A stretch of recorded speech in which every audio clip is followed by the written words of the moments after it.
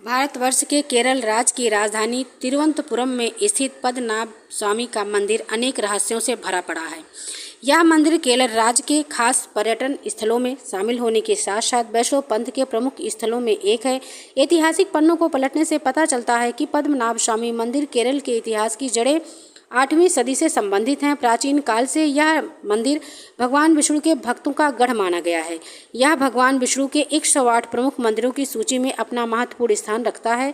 इस मंदिर का सुधार कार्य 1733 ईस्वी में शुरू किया गया, जिसे त्रावणकोर के राजा मार्तंड वर्मा ने वर्ष 1750 तक में संपन्न कराया।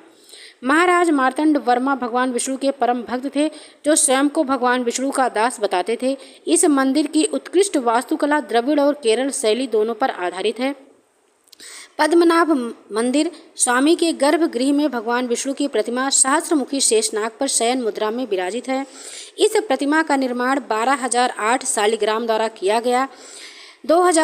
12,008 शालिग्राम को नेपाल की गंडकी नदी से लाया गया था।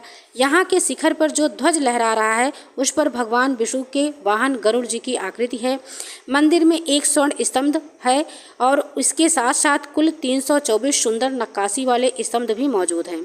यहाँ की सबसे खास बात यह है कि भगवान विष्णु के दर्शन हमें 3 रूपों में मिलते हैं।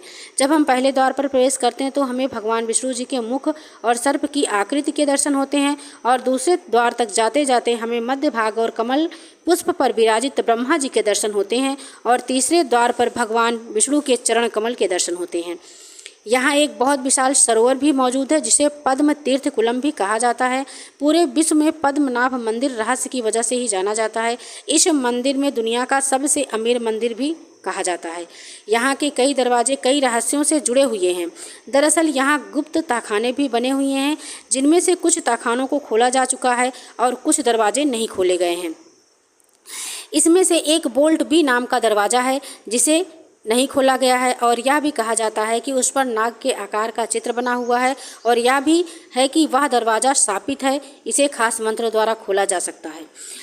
2011 में एक सेवानिवृत्त IPS अधिकारी सुंदर राजन ने मंदिर के दरवाजे की जांच के लिए सुप्रीम कोर्ट में याचिका दायर की थी। इसके लिए सुप्रीम कोर्ट ने खजाने के रहस्य को जांचने के लिए 7 सदस्यीय कमेटी का गठन किया। सुप्रीम कोर्ट द्वारा 7 सदस्यीय कमेटी गठन होने पर तहखानों की तलाशी ली गई, जिसमें से इन कमरों में प्रवेश करना एक चुनौतीपूर्ण कार्य और प्रक्रिया साबित हुआ। इन खजानों में हीरे, अन्य कीमती रत्नें और पत्थरों के साथ साथ 1 लाख करोड़ रुपए की कीमती धातुओं से बनी मूर्तियां और सिंहासन भी मिले। तिजोरियों के खोलने के बाद इसमें से एक तिजोरी, जिसका नाम बी था, उस दरवाजे को नहीं खोला जा सका। चैम्बर बी पद्मनाभ स्वामी से अधिक जुड़ा हुआ माना जाता है। तिजोरियों के खोलने के चंद हफ्ते बाद ही याचिकाकर्ता की अकस्मात मृत्यु हो गई। यह भी कहा जाता है कि तिजोरी बी की रक्षा नागों के पौराणिक पिशाच और अन्य अलौकिक देवताओं द्वारा की जा रही है।